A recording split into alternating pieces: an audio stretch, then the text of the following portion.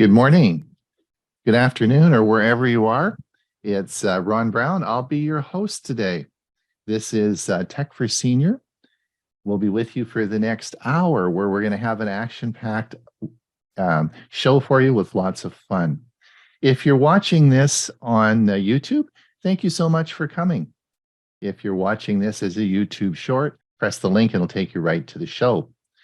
In today's show, we're going to be talking a lot about passwords and password management.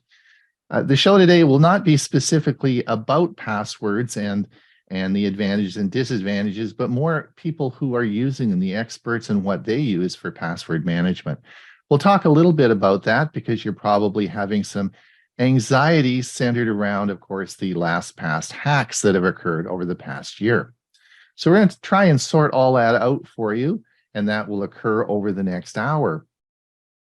We then have, of course, our question and answer period at the end, and this will be followed by our YouTube premiere event, which, of course, is a special one this week.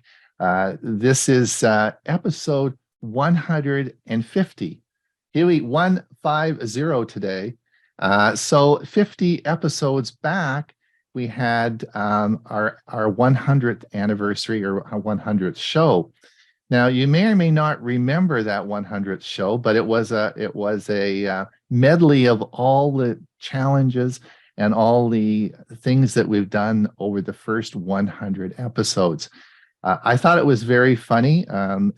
Some people are not with us anymore. You'll see that how we started out. You'll see the milestones.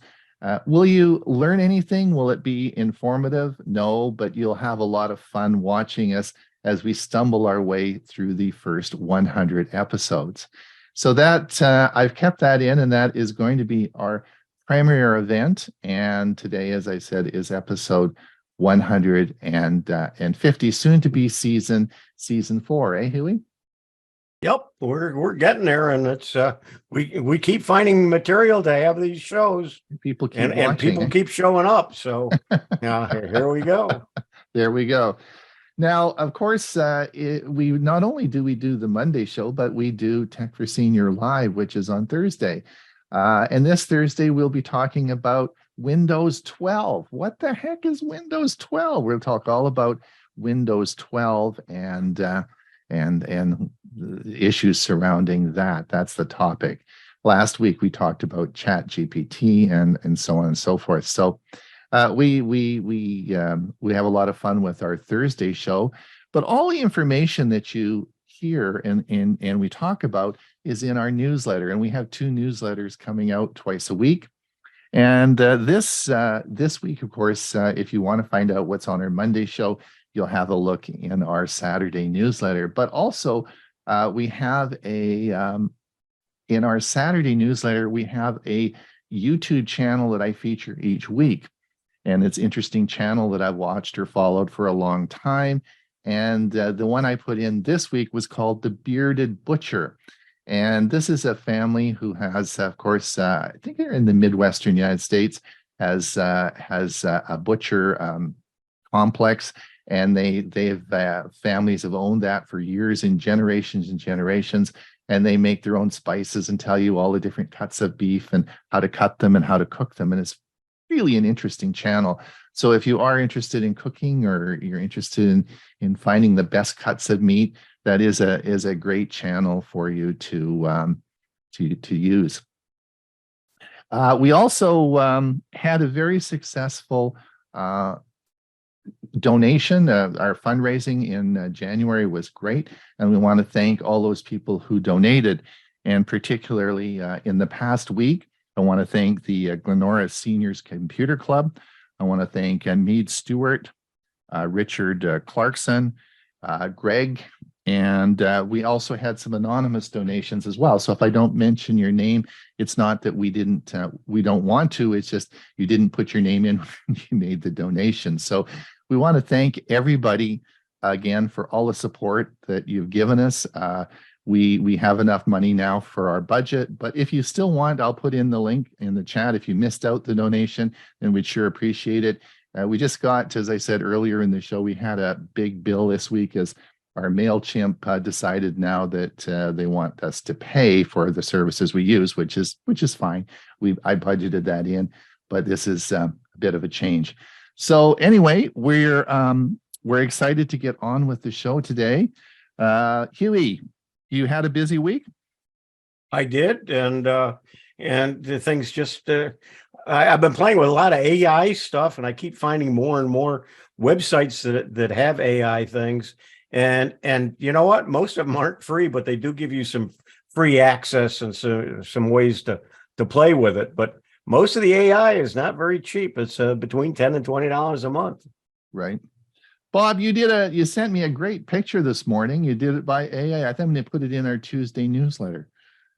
Okay.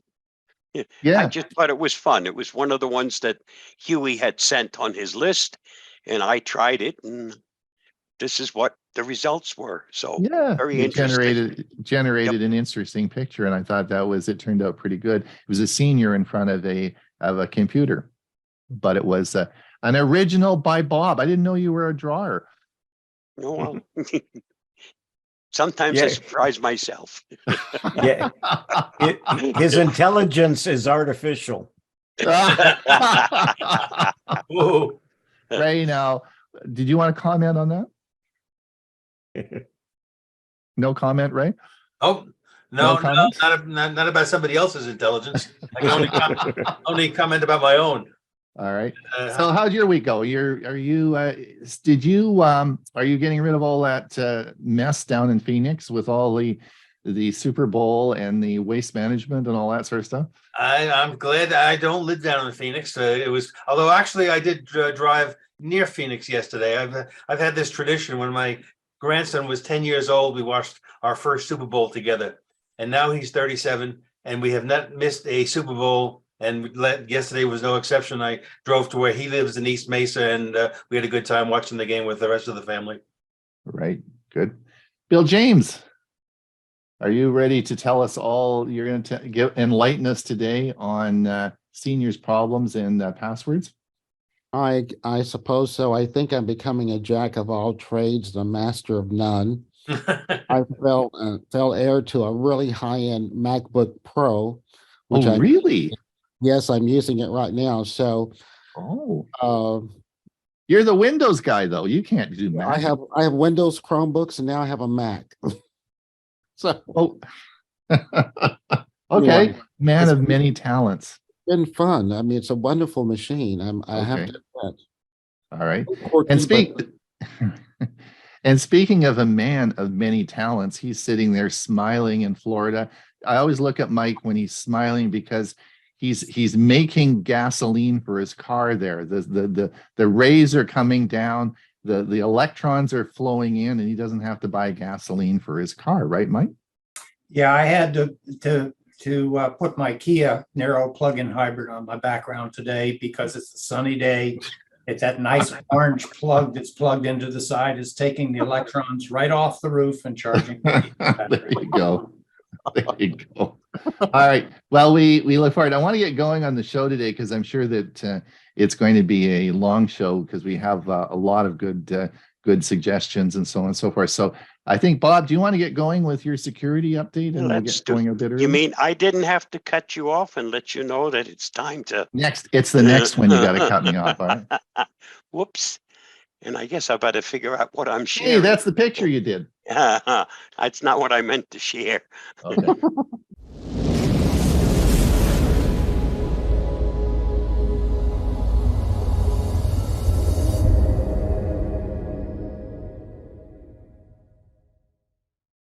There you go. Here is the Avast Security News Roundup for the week ending February 10th, 2023. Tesla's Elon Musk found not liable in trial over 2018 funding secured tweets.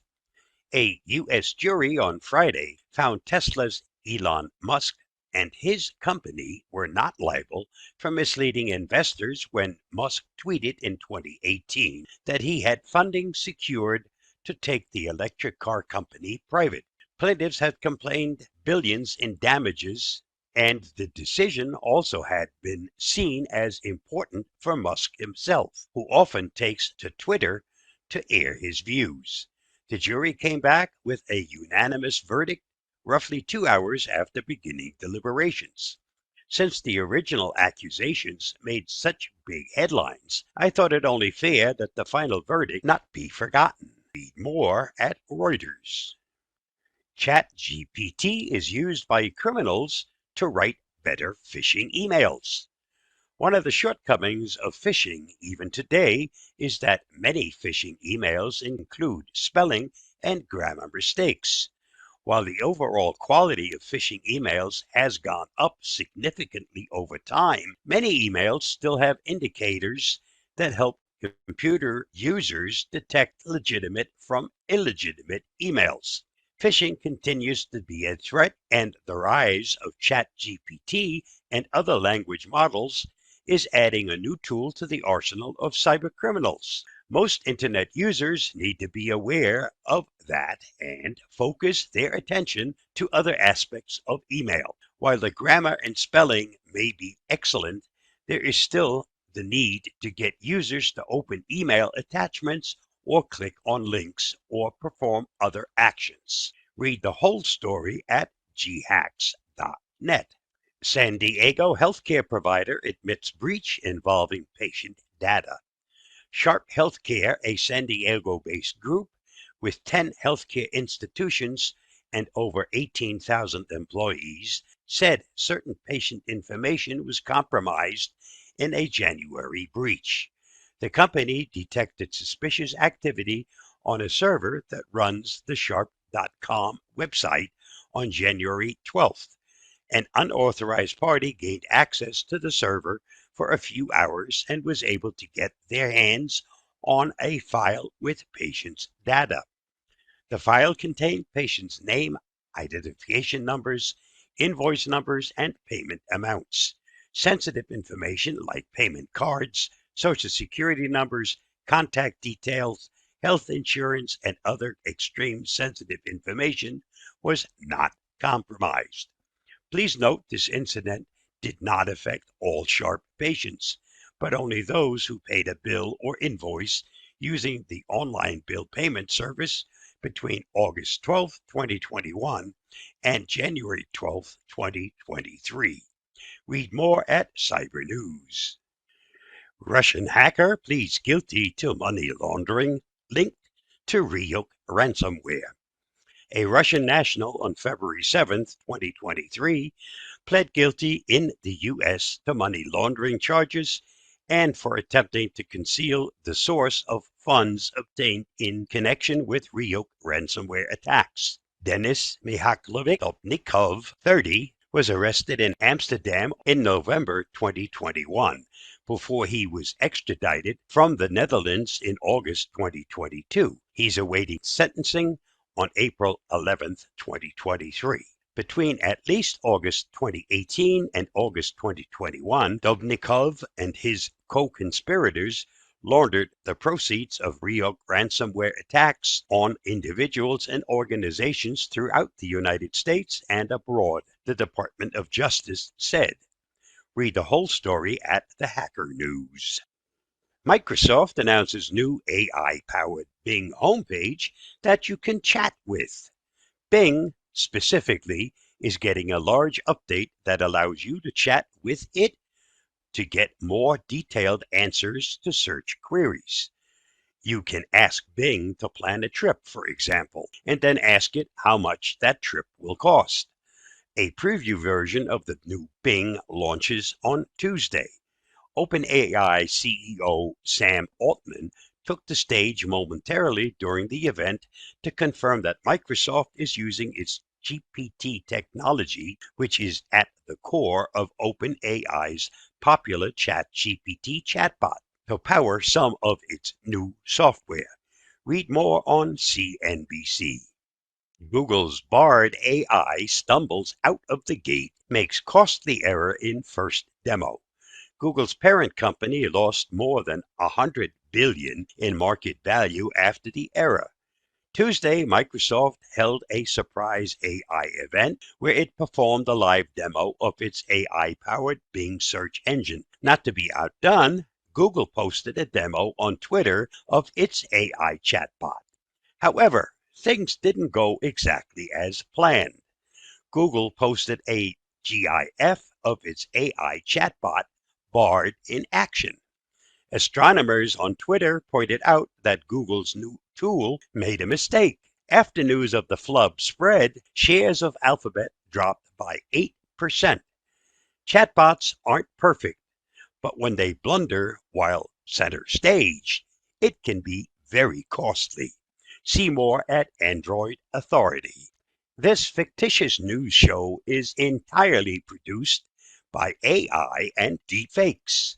A research firm specializing in misinformation called Graphica issued a startling report on Tuesday revealing just how far controversial deepfake technologies have come. Their findings detail what appears to be the first instance of a state-aligned influence operation utilizing entirely AI-generated news footage to spread propaganda. Despite its comparatively ham-fisted final products and seemingly low online impact, the AI television anchors of a fictitious outlet, Wolf News, promoted critiques of American inaction regarding gun violence last year, as well as praised China's geopolitical responsibilities and influence at an upcoming international summit. Read the whole story at Popular Science.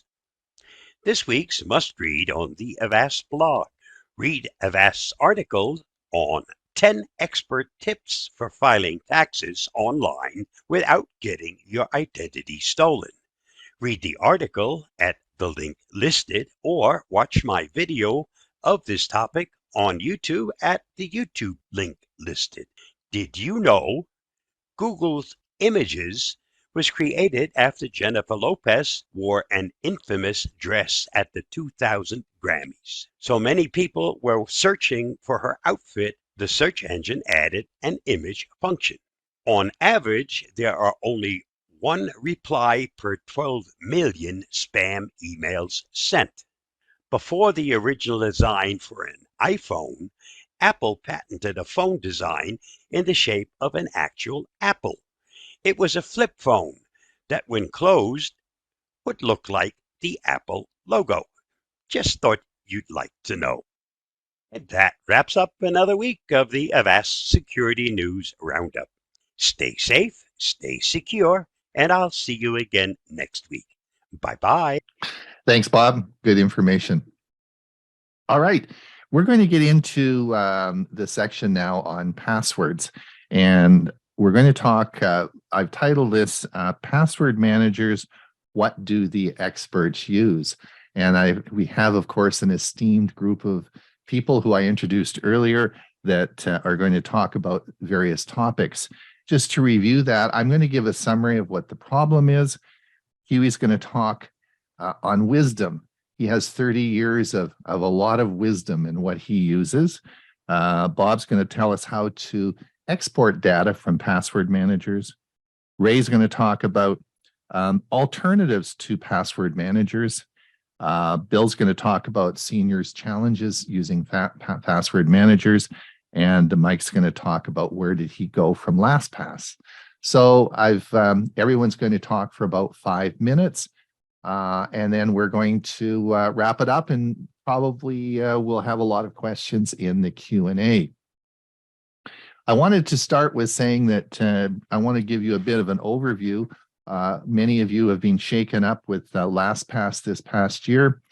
I wanted just to let everyone know in the United States in 2022, there were 4,100 companies that were hacked.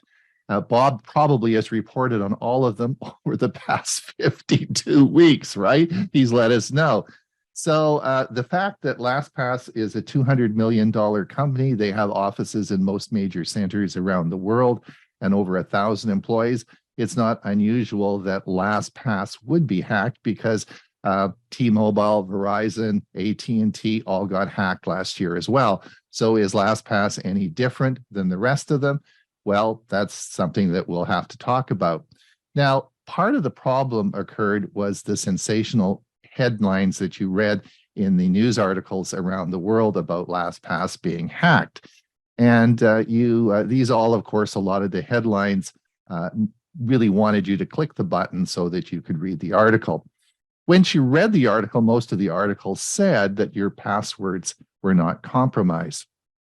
Now, just to let you know how LastPass and most of the password managers work is that when your passwords are stored on the LastPass server, before they leave your computer, they are encrypted into what we call 256 AES, and that's Advanced Encryption Standards. And that's what the military uses. I guess, bad pun, Bob, you have to give me some little bit of leeway here. Bomb-proof. We'll call it bomb-proof, all right? So it's bomb-proof, and it gets up to the cloud. Well, when it gets to the cloud, LastPass encrypts it again. So it is double encrypted. Now, how do you unencrypt something? Well, you have a master password, which you have, and that never leaves your computer. So really, it is bomb-proof. So what actually happened with the hacks? Well, it's like all the other hacks that occur. Your username, your email, your information, personal information probably got leaked. In my case, I have a paid account with LastPass. Since I pay with it PayPal, they don't have my credit card number, so I'm not particularly worried. But if that should LastPass do better than they did, well, you could say yes, but so should Verizon, T-Mobile, and all the other 4,100 companies that we report on as well. So your passwords are secure. Now, I wanted just to share my screen and show you something that you should be aware of. Let me just have a look here. Now, if you look at this, I published this in our Saturday's newsletter, and this is a graph of what we talk about, a brute force attack graph. And this is, you can download the software free, and this is running on your average computer. And if you look on the left side, you'll see the number of characters in a password going from 4 down to 18. And across the top, you'll see numbers, lowercase, upper and lowercase, random, and then a computer-generated upper and lowercase with complex symbols. What I want you really to pay attention to as we come down here to under 6 or lower characters here, the brute force attacks will instantly get all of them, all right? So if you are generating even a computer-generated password of 6 characters, the software will instantly recognize what the answer to your question is. Normally, what we do is we come down and we look at under 8. So 8 is you really want your passwords over 8, because if you add a lowercase letter in there as well, you at 9 characters, you will find that it won't get it right away. And if brute force doesn't get it on the first try, they'll go to someplace easier. So what we often say, you want them 9 characters or more. But I wanted just to tell you a little story, a nursery rhyme. Mary had a little lamb. That actually is 18 characters, all right? So if you go down and just have Mary has a little lamb, you're down to 18 characters here, and that's a pretty formidable password. Now, my house number is 69. I live at my house number on my house is 69. So if I said Mary has 69 lambs, little lambs, that adds another complex, because now we have a number in there. And then if I capitalize Mary and little and lamb, we have a very, very, very strong password that is a rhyme that you'll remember. So today, one of the problems, of course, is with complex passwords that computers generate is you'll never remember them. And it's very difficult to get them if you have to manually enter in. So I wanted just to remind everyone that, but I'm going to stop the share now. The thing that you have to remember is that brute force attacks are not usually what hacks into your password management systems. It's spam and phishing, which Bob talks about every week for 52 weeks. Bob every week tells us all about the phishing disasters that occur, and that is why passwords are so badly. So the whole concept of passwords is very poor, because it is very easy to get you to give up your very secure password through phishing attacks. And Bob, Huey, and I have all been had close calls this year, and it's just a matter of time until someone smarter than you figures it out, and they'll nail you with it. And because you're going to give up your secure password. So in fact, it's very interesting. If I'm just going to share my screen again, if you just a second.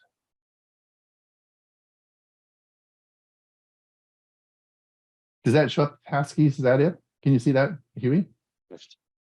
Yes. Yeah, this was in the article that was out this morning, and we've talked about this for a while. And the consortium of Apple, Google, and Microsoft are talking about, and it looks as though this year passkeys will be a combined effort of the three. This just was on the news this morning, and will hopefully be able to replace your passwords with some sort of physical key that will be much better than passwords. Passwords are a problem. The last thing I had to say is that I sleep well at night. Not even, I may not be perfect on my passwords, but I wanted to let you know that two-factor authentication is the thing that's going to protect you. If you haven't got two-factor authentication set up, you may get your passwords hacked, but if you have a second level of security with two-factor authentication, you'll be safe. Huey, have you got some wise words of wisdom to impart on us now? I certainly do. You know, I'm never one for not being able to talk about things. So let me share my screen, and I'll bring this up and full screen up. I've just got a few slides. We're doing all of this live. We're not pre-videoing this. But last night, I followed Mike Ungerman's suggestion on how to delete LastPass. I added LastPass as a second password manager, and I had quite a bit out there. And his recommendation was to go to LastPass and delete my account, which would delete my complete list of words, and then delete the app on my computer. And I did that last night. And this was the message I got this morning on my email, that it has been deleted and it's all gone. And then I had removed it from my computer as well. So I'm glad that's gone. It was due to be renewed in 5 days. So I'm glad I did that anyway, or it would have automatically renewed me for another year. Okay, what I want to talk about is what I use. And I've been using it since I had a Palm device, which makes it before the year 2000. The program I use is called eWallet.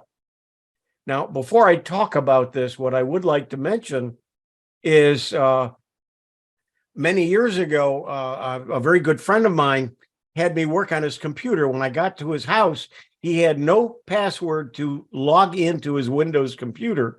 And when it started up, it automatically started. He used RoboForm for his password manager. It started automatically. So whenever I went to any website, it just populated his information so I could log into any of his websites. To me, that was very dangerous.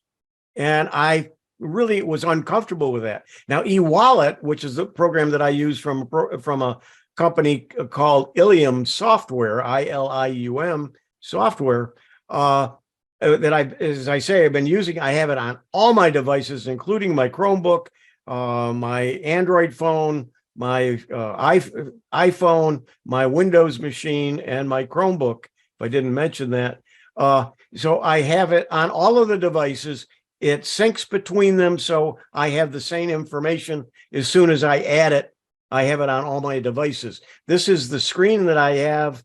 The The latest version is 8.6.2 and so on. That's it's a couple of years since they've updated it, but it doesn't need updating. And this is what it looks like. I have 1,537 cards of information, 14 categories. It's a gigabyte, and I'm using version 13. It was created in 2020, but I look back and I have records of it since 2000, but I think I went back a little bit further than that. I just don't have a record of it. But the last time I changed my password was several years ago, and I probably need to do that. It is a long password, and it does use 256 K encryption. This is what it looks like. Now, here's one of my cards. I'm using screenshots so I can block out information, but what it would look like is, and it works differently than the password manager you probably use. I have to go into the program and then click on the link or the URL, which is right here. Click on the URL, and that opens up my browser and goes to the website and signs me in. So I can't just go to the website and look for the information. I have to do it the other way around, which is a better protection, I think. This is the information you'll see on the left that for one of my sites, actually it is the ℚ𝕠𝕟, and you can see that I keep a lot of information in that record. And so I made it a little bit larger here so you could read a little bit of it. But what I've done is each time I update and pay the update or upgrade fees, I capture all that information, and I do keep it in my password manager. And if I go to a website and it wants me to create a password, I use the password generator. Now they have an advanced one that you're seeing here, and I can use just lowercase, uppercase, any combination of these just by clicking on them. And I frequently use the dictionary, which will take a couple of words and put it up here. And then usually, and I also have numbers, so it puts some numbers in it as well. And then I can generate the password. If I don't like the one, I can click it again. I get several copies of choices. And then once I find one I want, I insert the password and close, and it puts it in my in my record or my card for the wallet. So that's what I use and how I use it. And let me stop sharing. Thank you. Thank you. Thank you, Huey. Did I keep it under 5 minutes? You did. You did. Thank you so much. Bob, can you tell us, people are obviously wanting to maybe change their password managers. How easy is it to move all those passwords to a different password manager? Each of the password managers has the ability to export the passwords that it currently saves. And before you change from one to the other, even if you're totally getting rid of the old one to put in the new one, the first thing you have to do is to export those old or those passwords that are currently being stored. Then it's okay to get rid of the old one. And because you'll be able to import those passwords into your new password manager. And all of the ones that I've been working with, they use the same method. CSV file is created when you export, and they import that same CSV file into the new password manager. So in essence, your new password manager has all the same passwords as your old password manager. Thanks, Bob. Now Okay, I let think me it's share one more thing. Open my screen. And there is the instructions in case you decide to change from LastPass to Dashlane, which is what I currently use. I actually use Dashlane and one other one, but the instructions for changing from one to the other are exactly the same. Export your data from LastPass. Yeah, we can only see your Right. Okay. Okay. Will you put the link Okay. to that, Bob, in the, you'll put it in the, maybe put it in the chat? This is an image. Okay. Okay, I'll pass it along with the actual information. Okay, great. Bob, I think it's important that everyone also remembers that when you export that CSV file, it is very important that you delete that file because it is an unencrypted file and it sits on your computer. You don't want that file sitting around. So after you've imported to another password manager, you want to make sure you delete that CSV file. Or you can do one other thing, and that's to save it in a password protected folder. Hold So it, right. if you wanted to keep it on and have another way of getting to your information, that's one way of doing it.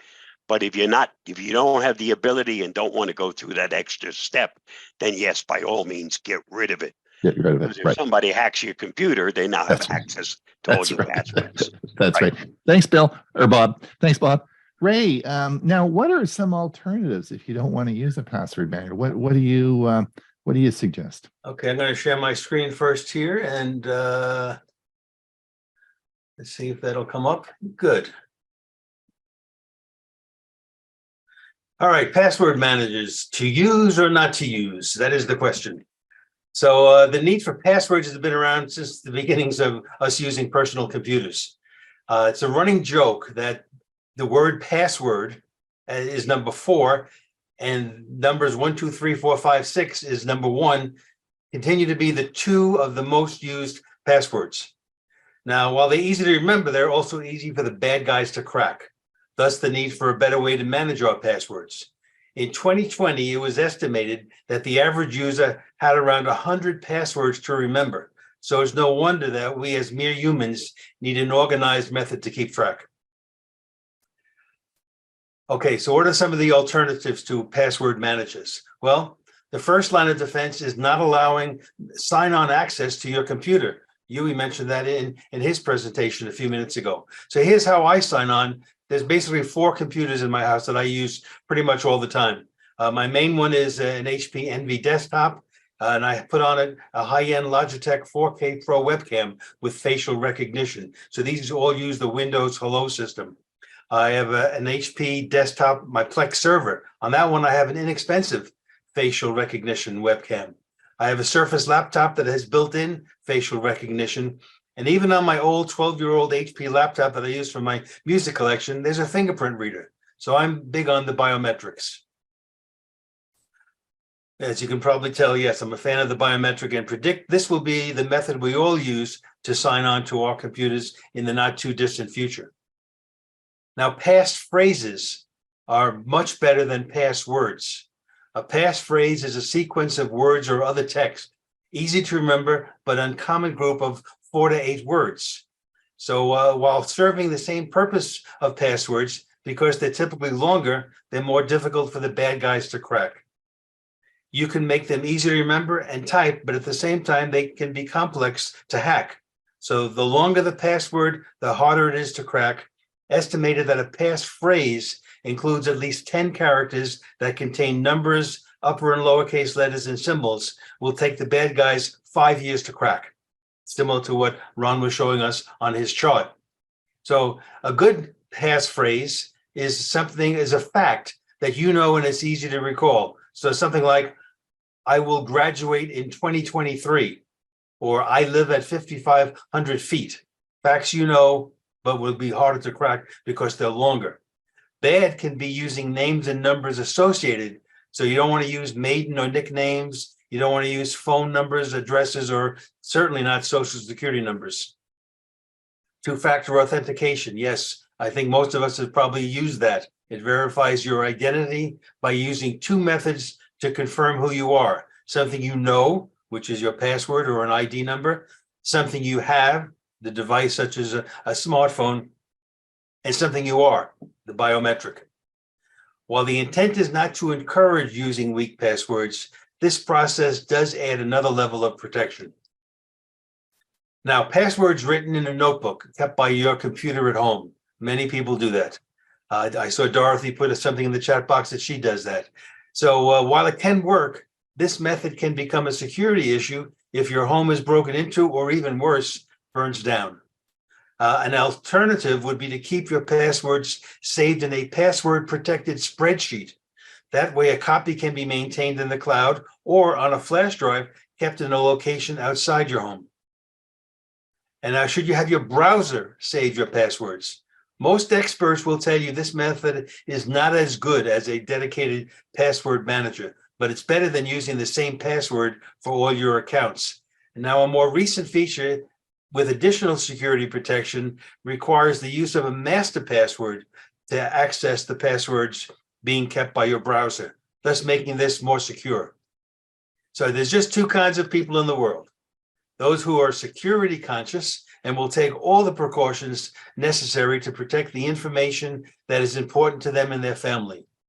Then, of course, the other side of the folks who say that it is estimated that over 5 billion people in the world use the internet and the World Wide Web. So the chances that I'll be hacked are slim to none.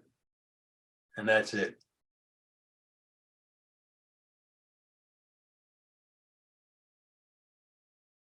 Thanks, Ray. That was great. We obviously are on the same page. Mary had a little lamb. Passphrase is better than password. Exactly. 18 characters. So there you go. Now, Bill, seniors have a lot of trouble with passwords. And, what are some of the problems seniors have with passwords? Well, I didn't make a slide, but I do have some talking points. Mhm. And most of the things that you've mentioned are some of the issues that seniors face. One is the difficulty, of course, for us all remembering multiple passwords. With the number of online accounts that we have, the temptation is to use the same password because it's easy to remember. So that's something that is a problem and it's a challenge.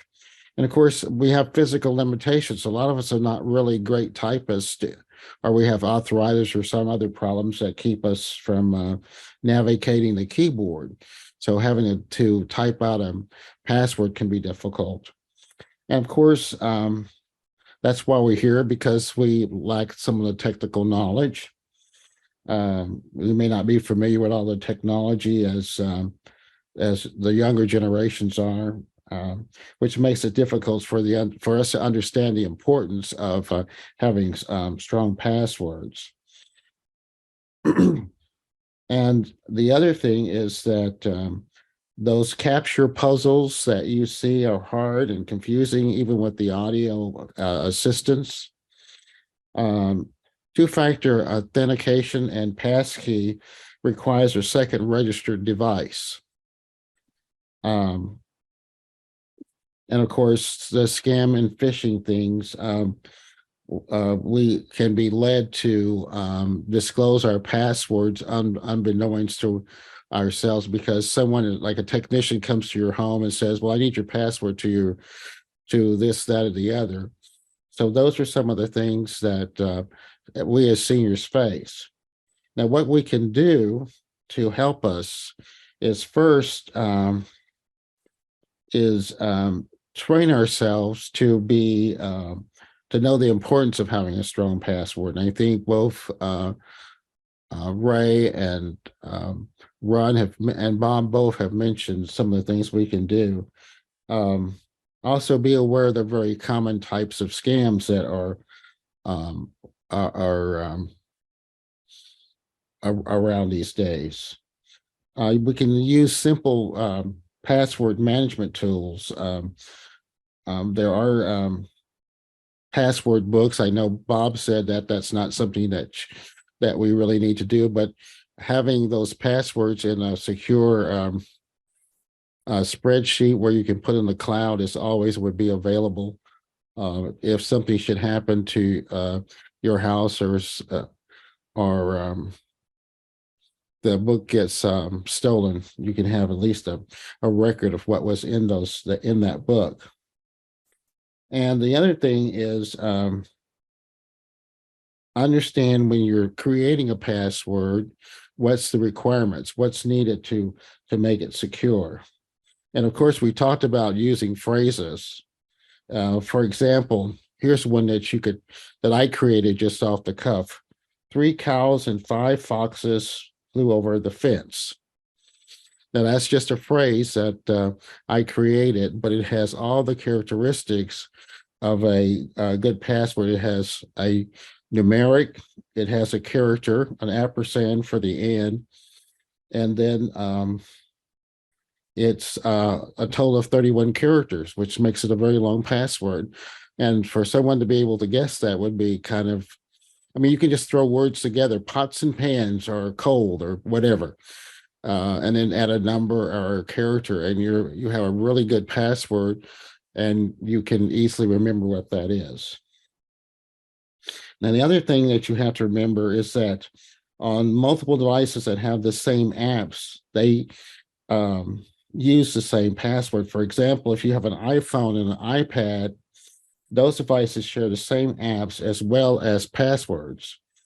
So if you have a Gmail account, you'll want to use the same username and password to access your Google apps.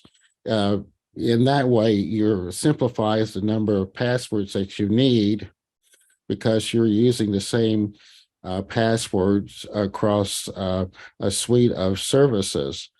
And if you have a strong password, you should be okay. The other thing is that we mentioned passkeys being developed by Google, Apple, and Microsoft. I've seen a lot of those already. And the thing about it is that you have to have a second device. So if you have two-factor authentication or use a passkey, you're going to have a registered device to access the code that will be sent to you to allow you to get into your service or what are your program, whatever you're using that two-factor authentication. So just be aware of that you have to have a smartphone or a tablet or something that you can use to intercede, and an active email address as well. And of course, lastly, never give out your password for any reason. And if you do, change it. Thanks, Bill. Excellent suggestions. Now, Mike is going to talk. I've asked Mike to talk about where do we go from LastPass. If you decide you want to move on, Mike, take it away. Okay, I will also share my screen. Go ahead.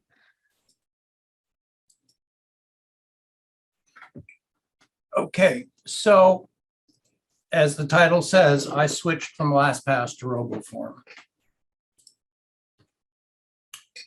Very early on, I used browser's password storage capability when it became available, but I was also a beta tester for RoboForm when it first came out in 1999 as a form filler, which was very handy, and then turned into a password manager as well. However, I switched to LastPass back in 2008 or 2009 when its interface with mobile devices, which was really much better than RoboForm's was. I was having a lot of trouble getting my mobile apps to take RoboForm's passwords. When the last fall, when the breach of LastPass made the news, I was probably one of the first to resist any changes because the company said that no master passwords had been compromised, and that implied to me that my vault data was secure. It was only until when the security experts, like Steve Gibson on Security Now, started talking about the fact that they discovered there's unencrypted data in my LastPass vault, including my name, my addresses, the URLs of my login sites, and my notes, that I just said, no, that's unconscionable, if not negligence. So an additional factor that these same experts also started talking about was the economic future of LastPass and its owned company, the company that owns them now, GoTo. And that if that company fails, those servers could be decommissioned and any support that I have online would go away. So I made the decision to export my LastPass vault data I evaluated several password managers and I chose RoboForm. Why RoboForm? Because I had originally started with them. I still had my account in Vault, even though I wasn't using it, and I could easily update other password managers by importing LastPass data.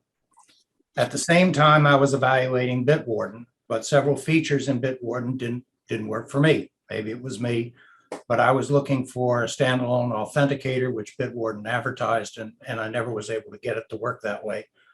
And it too had failures to insert passwords in some of my mobile applications. Maybe again me, but it just wasn't consistent.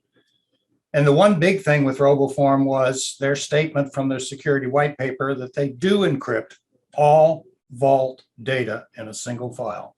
And it uses that AES 256 algorithm. Here are some of the features of the free RoboForm. You get unlimited logins. Many other password managers in their free versions will limit the number that you can use. They also will log into applications, whether they're Windows apps or they're programs such as Skype, Quicken, or iTunes. They will fill in web forms. That's their primary feature originally. They'll manage your bookmarks for you. Their multiple platform support on Windows, Mac, iOS, and Android. They will you can send a secure login to a family member or friend, like a one-time login to a site, and just pull it from your Vault. The strong encryption and emergency access, you can designate somebody to pick up your account. You can go to the RoboForm website, roboform.com, and drill down to the everywhere and see a comparison chart. The premium features, which I am now paying for, 1 year at $17.95, and then 3 and 5 years are available. You can try them out with their full premium plan for 30 days, and it's refundable. Now with the paid plan, it will synchronize across all devices, give you cloud backup, two-factor authentication. Even though it doesn't have an authenticator, you can put the codes in. You can have a secure shared folder among several people. You can grant emergency access to all your trusted contacts if you wish, full web access and synchronization across platforms, and priority 24/7 support, including live assistance with customer chat. This is a quick shot of my RoboForm screen on my computer. At the moment, their security center checkup is telling me I have an excellent score, but if you look on there, you can see that I actually have some compromised passwords. And what they will do is they monitor the dark web, and then they update your database with whether or not the password that you're using has been found on the dark web and it's been compromised. There are other password managers that do the same thing. Then I have some weak passwords, which I know about. I have some reused passwords that I've done specifically because I want to. And I still have 352 passwords that I'm going through from over 1,500 that I need to change to more complex passwords. So I've closed out my LastPass account. I'm deleting all unneeded accounts. A lot of those password accounts I just didn't need anymore. And I'm in the process of changing all my remaining password to complex characters using their password generator. Many sites will let you use that 31 character password length, but some of them won't. I've got a couple of sites that won't let me do longer than 8. Implement two-factor authorization on all accounts, which Bob G has said we should be doing. I'm using the Google Authenticator as an additional level of security. And just my own preference, I'm going to review and change my master password in RoboForm and sensitive passwords at least once a year. Thank you so much. That's great. Before we move on, Ray, I'm just going to say goodbye to our YouTube channel and we'll get you going. For those of you who are over on our YouTube channel, thank you for coming. We'll see you again in another week. If you want to pop over and participate in the Q&A, we'll certainly be happy to have you over here on our Zoom meeting. Take it away, Ray.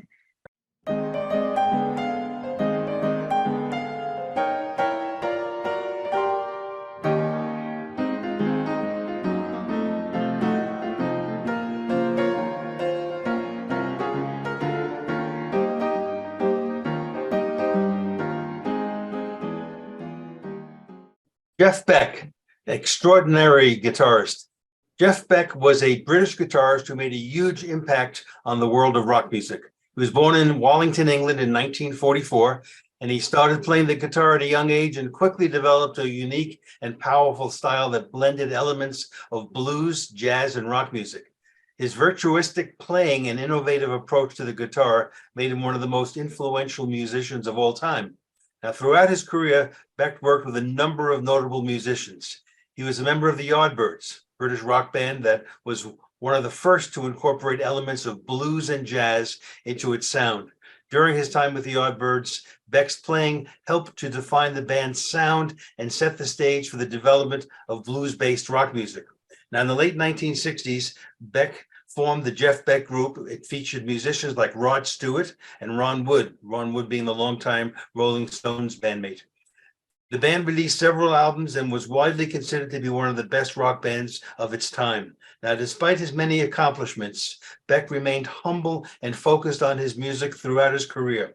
He was praised for his innovative playing style, which is characterized by his use of unconventional techniques like feedback, distortion, and wah-wah pedals. And wah-wah is an electric guitar pedal which alters the tone and frequency. He has been described as a true musical genius with a unique and expressive voice that speaks to audiences all over the world. In recent years, Beck continued to tour and perform, sharing his incredible talents with audiences around the world. He has been honored with numerous awards and accolades, including multiple Grammy Awards and induction into the Rock and Roll Hall of Fame. In 2015, Beck was ranked at number 5 in Rolling Stone magazine's list of the 100 greatest guitarists. Jeff Beck died on January 10, 2023, from a bacterial meningitis infection. This was just 2 days before Lisa Marie Presley passed, and for obvious reasons, the news of her death garnered much more and most of the music-related press attention. It warms my heart when a contemporary musician gives credit to those that came before them. Beck cites Les Paul as one of his major influences, and this clip says more than I can put in words. Jeff Beck. Amazing talent, eh? Yes. Amazing, eh? Wow. Hey, you know, another week has gone by. It's top of the hour. We'll be starting the Q&A in just a moment. If you have to leave, don't forget, 100 years or 100 episodes, not 100 years. Oops. Seems like 100 episodes. Watch it. It's a good one. It's a good one. It takes a little time to get, it's a little slow getting started, but there's a lot of laughs in it. So, and all you guys, the staff as well should watch it. It's pretty cool. And we have some good parts to that. Don't forget this Thursday, Windows 12. I don't even have Windows 11 yet. Oh my gosh, what are we doing here? Bill, you got a lot of learning. You got a Mac to learn how to use in Windows 12, right? So we're talking about Windows 12 on Thursday. And what else? Yeah, should be a good week, and we'll see you back next week because Mike is going to be talking about battery technology. And he's going to smile again next week so next week will be about EV cars and battery technology. So big show next week for you. Don't miss it. So we're going to open it up now to questions. If you have, we went through it very quickly today. We talked about a lot of things. So if you have any questions about anything we talked about, please put up your hand and we'll discuss it. And Carl leads off. Carl, go ahead. Just a quick comment. I think Bob felt it was like 100 years passing when he couldn't open up his sharing screen. I was about to comment. I wanted to make sure nobody forgot what it was like when we were doing the first 100. Yeah. Well, it's interesting because, of course, Bob's very good. He does a lot of presentations. And I think that, you know, when something doesn't work, the best thing is just to keep quiet and let them work it through. And Bob always comes through. And of course it did. So it's when we're using a lot of different technology, that always happens. I was trying to use 2 screens. And the problem was when I was on one screen, it flicked back to the other one. Right. And so I finally closed out that second screen, said, go back to scratch one, and that's it. But That's it. I won't be doing that again. So one of the other things I wanted to comment is that, when we talk about password managers, we are all converted. We're the people that are in the know. We have the smarts about us to, watch Tech for Senior and listen to the show. But a lot of people don't, and that's the vast majority of people have a password of 1, 2, 3, 4, 5, 6, 7, 8. Right? That's the common password of the year, and there are many reasons which we talked about today why people do that. But so really, why isn't chaos here? Why aren't all the banks? Why isn't? How can we still have financial institutes, credit card institutes? How can we still do money transactions when such chaos is there and we have such poor passwords? And the answer to that really is your financial institutions, whether it's your banks or credit card companies or Google or Apple knew 20 years ago or 25 years ago this was going to be a problem, and they have very sophisticated tracking mechanisms, usually in the form of cookies that they put on your computer. In fact, Google said 10 years ago when I was doing security talks that they know within 10 seconds of you typing on a computer, they can identify you within 99% accuracy. So there are people looking out for you there. That's why people who have passwords 1, 2, 3, 4, 5, 6, 7, they still have bank accounts and things still go okay because the companies have very sophisticated security behind them. So I guess people are watching over top of you. So anyway, but that still doesn't mean that you shouldn't do what we talk about today. Mike, go ahead. Social engineering, Bob talked about it in his presentation and has been talking about it all year long. If you can crack the believability factor with an email or a phone call, there are people still talking to Microsoft every day who really believe they're talking to Microsoft. It happened to my brother-in-law back in November. He refused to believe that he wasn't talking to Microsoft. It took my sister calling me and me telling my sister, pull the plug out of the wall. And I could hear him yelling in the background, okay? He just absolutely refused to believe that he had been compromised. And they called their bank, and sure enough, they were in the process of draining his account. So it's social engineering. And exactly. They teach it in college, and there's probably a dark web school of how to do this thing. And people are just training themselves. And there's thousands, if not hundreds of thousands of people engaged in that every day, fighting against us. They've gotten better at what they do. They are professionals at what they do. And they have learned now that it's much easier to fool a person than it is to fool your computer itself. So the attack now has shifted toward making you believe that they are who they say they are. And it's up to you to be very, very cognizant and realize, especially now with the new stuff like ChatGPT, there is no such thing as spelling errors anymore, no grammatical errors anymore. So some of the old stuff that protected us has actually disappeared. And we need to be that much more cognizant. I told everyone, some of you may not have heard the story. I'm not going to repeat the whole thing, but I was out for dinner last night and we were with another couple who I've known for 40 years. He was a CEO of his own electronics firm. So he's a very smart guy. And he's, struggling with a few aging issues now, but he's very, very smart. And he got taken yesterday for a phishing scam. Now, he's really a smart guy, but these guys are just that much smarter and that much better. So there is no buddy. There's DEF CON, which is a big computer hacking in Las Vegas each year, and they people try to outwit the witty, and it just doesn't happen. If you're going to be hacked, they will find a way to outsmart you. If you think you're smarter than they are, that's part of the problem because you're not. And this year, Bob, Huey, and I, the three of us, we often talk about, we almost got caught by that one, almost. It happens. It's just that good. So why hack your password when you'll give it up for free, right? That's what Bob just said. So that's why we talk about that for 10 minutes for 52 weeks of the year, right, Bob? Yep. I never have a problem running out of topics for our show Right. because there's always a new sucker born every minute. And boy, these guys are getting good at exploiting them. One of the problems, well, sorry, Neil, just give me a second here. One of the problems that I have, and I think we've talked about this before, is that we really live in a mobile world now. And the problem is in Walmart, when I want to log into my Google account and check a price on something, and I have to put a password in. And that's part of what we've talked about that before.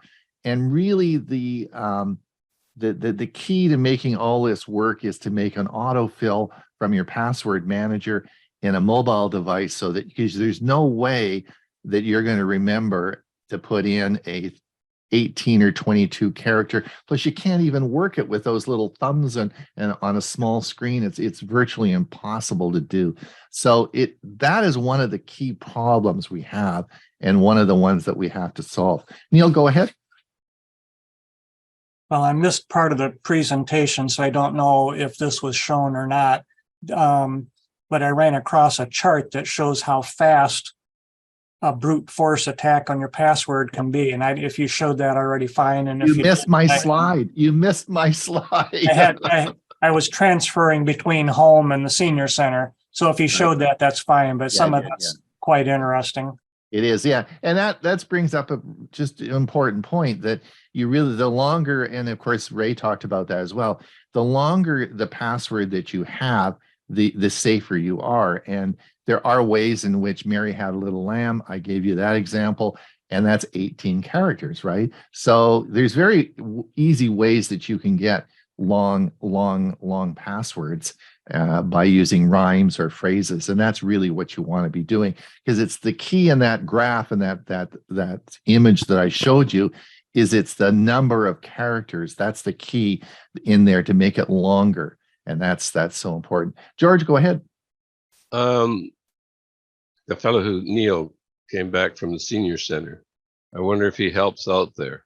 And I wonder if he has the same experience I do, that half of our time is spent trying to help people find out what the password was that they used for their Gmail account. Right. It is incredible. So you got to know that that's the level that we're dealing with in the help centers, right? That's right. And you know, password managers are beyond them. Honestly, it's really hard to explain password managers. Changing from one password manager to another is bad. But so I generally go with, okay, use the browser password. It's all you're going to be able to do. But they got to understand at least the password they use to open the computer and the password they use to get into their master password, whatever it is. You're right. Gmail account. Yeah. And I did tech work when I was down in Mesa for 10 years and with our computer club. And, you know, that's the first question I always ask when someone came in, and, you know, they'd look at me like, what's a password? And you think, you know, like, come on, you can't do this to me. And they would have no idea. Right. I mean, we really are talking to the converted when we're talking to this group of people, but that's not the general group of people that we're talking about. Right. Yeah. Yeah. Okay. Yeah, for sure. That's I agree entirely on that. And anyone that's done any tech support work, particularly with seniors, is got to understand that. And it's very, very frustrating, but it's also very complicated. When you start to, you know, if you try to reinstall something, there's a Google password, there's a Microsoft password. Then there was an Office password. There was an Office code that you had to put in to reinstall Office. I mean, again, it's really complicated, right? It's not easy. Yeah, it's not easy. We have made life a little bit simpler, because you now have your browser, like the Chrome browser, that can do password management for you, and they are secure. They're just as secure as your password manager's passwords. So that is one step in the right direction. Yeah, they weren't in the past. Oh no, no. In the beginning, it was just text that they saved. Well, we used to preach that don't depend on your browser to save your password. Yeah, And that's absolutely. now all changed. Can Yep. those browser password managers record things like license numbers for your software? I think they only deal with Strictly web passwords. web Yeah. passwords, and that's one reason Right. why I use a password manager, because I have other things that I want to store in my password manager. Correct. Dick, go ahead. Doesn't CC Cleaner clean out the passwords when you run it? Not your passwords. No, they'll clean out the cookies. They'll clean out the browsing history, but not the cookies and not the passwords that your browser saves. Carl, you. go ahead. Carl, go ahead. Yeah, I mentioned last week the Google two-factor authentication is awesome. If I log into something and it'll send text to my phone and say, "Is this you? Yes or no?" Yep. Yep. I don't have to deal with putting any numbers in. Exactly. So But there are exceptions every once in a while. Not only do you have to say that it's you, but they actually send you a code that appears that you have to verify what that number is. So it's a double check. Yep. So please, please, please, that's the one thing that we can all are in agreement is if you have the opportunity to turn on in any account two-factor authentication, do it, because that is what is going to save your bacon. So please do it. Neil, go ahead. I just recently was experimenting with the chat AI thing, and rather than setting up a password with them, I just signed in with Google with Gmail, and the two-factor authentication went to a tablet that is also tied to my Gmail instead of my phone. So then I had to go dig out the tablet and look at the message that was on that to say, yes, it's me. Right. So when you link it, make sure your phone's linked, because it should go to your phone as well. Yeah, that's for sure. All right, we are pretty much done. Thanks everyone for coming. We want to thanks so much. It's been a great show. I think we learned a lot. Of course, it will be available later on today for replay if you missed it, and you can certainly watch it again. Please watch the 100 episodes coming on at our in our premiere event. Oh, I forgot to darn it. I forgot. Yeah, Huey, it's not in the chat. I was going to tell you that. Huey, The can you link. sing a song for a minute, Huey, while I put it in? Huey, can you sing a song? Keep people busy. I'm You don't lucky want I- to hear. You don't want to hear me sing a song. Yeah, I'm lucky I got my voice. I've had this cold lingering now. It's in my third week, but I finally broke down and contacted the doctor, and today is day 4 of my 5-day pills. So hopefully it'll be gone in the next couple of days. It's a lot better than it was. All right, I'm still hoping to recoup my voice. I just don't have longevity with it. Yeah. I realize when I'm doing a video that's a little bit longer, by the end of it, my voice starts to crap out. That's not good. Yeah, those of us that have had COVID, there's some long-lasting effects. Mine is a cough. What I call the COVID cough. Did everyone see it? Can you see the chat link? Does everyone have that? Yes. Okay, I put it in the chat, so you should all have the link. And of course, if you subscribe to our newsletter, of course, it comes out on every Saturday, Saturday newsletter. So don't forget, this Thursday, we're going to talk about Windows 12 on our Tech for Senior Live. And we'll see everybody back next week and see Mike smiling as his EV is charging and making him money. There you go. So learn all about it next week. Have a great week, and we will talk and see everyone soon. Bye now. Bye, everybody.